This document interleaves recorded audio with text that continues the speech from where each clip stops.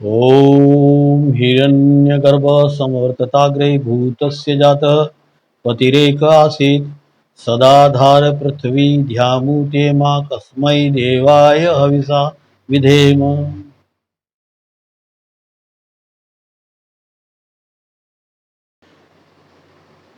महर्षि दयानंद ने 1875 में बम्बई के कांगड़वाड़ी जगह पर जब आर्य समाज की स्थापना की 1875 में, उसके पहले का भारत क्या था, आज हम उसकी थोड़ी सी विवेचना करना चाहते हैं। मैं एक दो उदाहरण से समझाने का प्रयास करूंगा कि हम ज्ञान में कितने अधूरे थे, जिसके कारण हम गुलाम हुए, और गुलामी की बेड़ियों को तोड़ने के लिए महर्षि दयानंद ने क्या प्रयास किए, किस तरह से वेद ज्ञान को पुनः स्थापित किया, किस तरह से आर्य समाज ने एक क्रांति की आग लगाई पूरे देश में, न केवल आजादी के आंदोलन के लिए, धार्मिक पाखंड और अंधविश्वास को मिटाने के लिए महर्षि दयानंद ने पुरजोर कोशिश करी। ईश्वर अवधारणा निराकार में परिवर्तन हो, सर्वशक्तिशाली ईश्वर में परिवर्तन हो, उसके लिए जी जान से जुट गए और उनका आधार वेद बनाया। महर्षि दयानंद के इतिहास में कलकत्ता प्रवास बहुत महत्व रखता है। कलकत्ता प्रवास के समय वो दो महान हस्तियों से मिले, एक ईश्वरचंद विद्यासागर और एक केशव चंद्र सेन। उस समय की दोनों भारतवर्ष की बहुत बड़ी हस्तियां थी। पंडित केशव चंद्र सेन के बगीचे में महर्षि दयानंद रुके, और उस समय कलकत्ता में एक अंग्रेजों ने एक सेमिनार रखी जिसका विषय था सृष्टि की उत्पत्ति का काल, यानी सृष्टि, इस ये पृथ्वी जिस पर हम रह रहे हैं उसकी रचना कब हुई, इस विषय पर एक संगोष्ठी। चूंकि अंग्रेजों का राज था इसलिए अंग्रेजों के माध्यम से रखी गई। तो पंडित केशव चंद्र सेन ने महर्षि दयानंद को आके कहा कि इस विषय पर कल संगोष्ठी होगी, आपके मैं प्रवचन रोज सुनता हूं,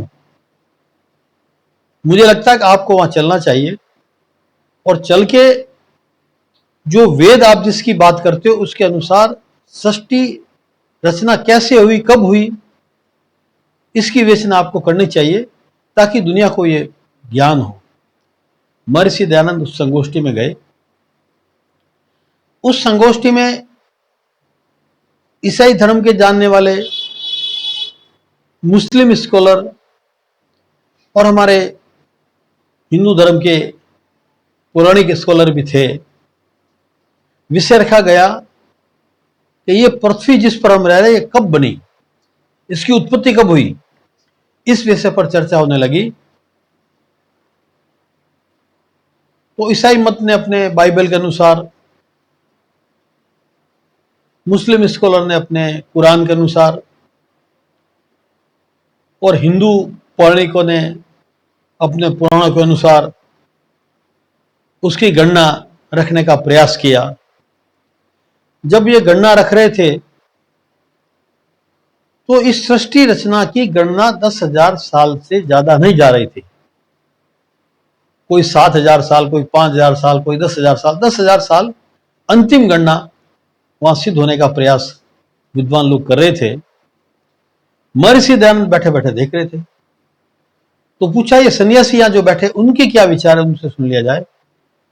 तो स्वामी जी, आपके विचार में सृष्टि कब पैदा हुई, कब उत्पन्न हुई, इस पे आपका वेद क्या कहता है, आप क्या कहते हैं, आपके विचार आने चाहिए। महर्षि दयानंद ने कहा 1 मिनट रुकिए। महर्षि दयानंद बाहर गए और एक पत्थर का टुकड़ा उठा के लेके आए और हाथ ऊपर करके कहा ये पत्थर का टुकड़ा है, आप सब जानते हैं पत्थर का टुकड़ा है। ये पत्थर कब बनता है, कैसे बनता है?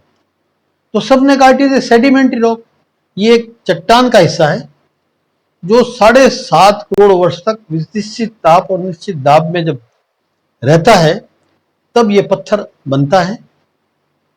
तब उन्होंने कहा तुम यहां इतने विद्वान बैठे हो, सभी धर्मों के, सभी संप्रदायों के, सभी मजहब के,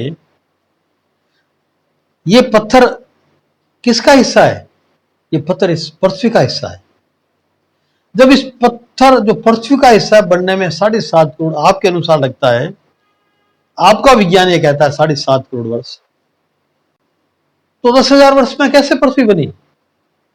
तब उन्होंने फिर महर्षि दयानंद ने सृष्टि रचना की विवेचना वैज्ञानिक तरीके से की। उन्होंने एक आंकड़ा रखा कि हमारा ऋग्वेद ये कहता है इस पृथ्वी को बने हुए 1,96,53,100 ये जो चल रहा है वर्ष, 21 वर्ष हो गए। इस तरह से पृथ्वी को बने हुए इतना काल हो गया। और अगर आप मुझे समय दें तो मैं पल पल का समय की गणना आपके सामने रखता हूं। 1,29 करोड़ वर्ष कैसे हुए, इसकी पल पल की गणना मैं आप रख सकता हूं। हमारा विज्ञान जो है ऋग्वेद का, वेद के अनुसार जो ज्ञान विज्ञान है, उसके अनुसार हमने गणना का एक सिस्टम बनाया है। गणना का सिस्टम क्या है, ये पूरे एक आपके सामने मैं रखूंगा, तो इस गणना का पूरा विषयवार रखूंगा। अभी मैं मोटे मोटे रूप में आपको बता दूं, गणना समय की सबसे बड़ा इकाई है ब्रह्म दिन और ब्रह्म रात्रि। ब्रह्म का मतलब ईश्वर से नहीं है, ब्रह्म का मतलब बड़ा, बड़े से बड़ा, एन इनफाइनाइट, जितना बड़ा हो सके। इसलिए ईश्वर के नाम पे, ब्रह्म के नाम से ईश्वर की नामकरण किया गया है। इससे बड़ा कोई नहीं, तो ब्रह्म के ना शब्द से बड़ा कोई नहीं। तो एक ब्रह्म रात्रि और एक ब्रह्म दिन। तो ब्रह्म दिन की गणना मनवंतर, फिर चतुर्युग है, चतुर्युग में सतयुग, त्रेतायुग, द्वापर युग और कलयुग, इसके सिस्टम से उन्होंने एक गणना का सिस्टम बनाया है जो आज भी वैज्ञानिक रूप से परफेक्ट है। चांद, सूरज और पृथ्वी का जो चलायमान है, जो घूर्णन है, जो ये घूमते हैं चारों ओर, उसकी गणना से इस सृष्टि क्रम को जोड़ा है, जो बहुत ही नेचुरल है, बहुत ही परफेक्ट है। मेरे कहने का तात्पर्य, मैंने जो महर्षि दयानंद की ये घटना आपके सामने रखी है, इसका मतलब ये हुआ कि हम सृष्टि की रचना का वो ये ज्ञान भी नहीं जानते थे जो महर्षि दयानंद ने स्पष्ट किया, तो हम दूसरा ज्ञान तो जान ही नहीं सकते। जिस परमपिता परमात्मा ने सृष्टि की रचना की, हम उस परमपिता परमात्मा को कैसे जानेंगे? हमने परमपिता परमात्मा को जानना भूल गए, अज्ञानवश हमने उसकी मूर्ति गढ़ के मंदिर बना दिए। परिणाम हमारे साथ है। महर्षि दयानंद ने ऐतिहासिक वाक्य कहा था कि जो समाज जड़ पूजा करेगा उसकी बुद्धि जड़त्व को प्राप्त हो जाएगी। और उस समय तत्कालिक काल में जब हम गुलाम थे तो हमारी बुद्धि जड़त्व को प्राप्त हो गई थी। जड़त्व को प्राप्त होने का मतलब हमने अपनी खोज बंद कर दी, हमने अपना वेद विज्ञान पढ़ना बंद कर दिया। तो महर्षि दयानंद ने जब आर्य समाज की स्थापना की, यह भी एक बहुत बड़ा विषय है, जब महर्षि दयानंद ने आर्य समाज की स्थापना की तो उन्होंने सिद्ध किया कि वेद ही सब सत्य विद्याओं का पुस्तक है। वेद ही सब सत्य विद्याओं का पुस्तक है। जितनी भी इस सृष्टि में, जितनी भी इस ब्रह्मांड में, जितने नक्षत्र तारे आपको दिख रहे हैं आकाश में, मंडल में, जितनी भी निहारिकाएं हैं, स्काई लैब है, उस सारे ज्ञान विज्ञान का अगर भंडार कहीं है तो वो वेद में है। दुर्भाग्य से हम वेद ज्ञान को भूल गए। तो महर्षि दयानंद अथक प्रयास करके जो हमारे सामने ये वेद पड़े हैं उनको लाकर रखा। पिछले दफे मैंने कहा था, हमारे पौराणिक भाइयों ने ये कहा कि वेद भस्मासुर राक्षस ले गया। मैंने ये कहा था, महर्षि दयानंद ने ये कहा था, महर्षि दयानंद के अनुसार भस्मासुर राक्षस कोई नहीं है, आपका प्रमाद है, आपका आलस्य है। ये पढ़े वेद, इसको पढ़ो, ज्ञान विज्ञान को समझो और इसके अनुसार जो भी खोज होगी हमारे देश में, हमारे दुनिया में, तो मानव कल्याण होगा। उससे धर्म संप्रदाय का कल्याण नहीं होगा, एक वर्ग विशेष का कल्याण नहीं होगा।